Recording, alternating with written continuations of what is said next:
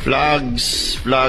So where you can find the list of the country flags if you don't have any copy on board of your vessel. So I will show you where to find it. Let's go. So first, go to your Admiralty ANP reader.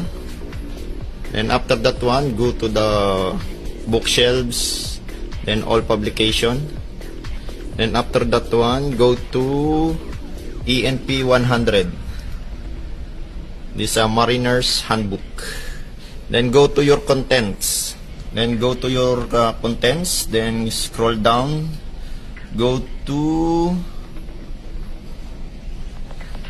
Annex C, Flags and Ensign of Maritime Nation.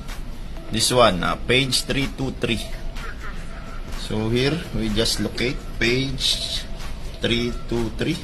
Then if you can see, Flags and Ensign of Maritime Nation. So all country flags is listed here.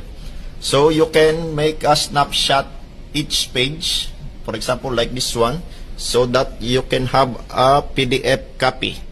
Then after that one, you can save and you can laminate so that you have already a copy of all list of flag on boards. So that's all. I hope this one will help to you. Thank you.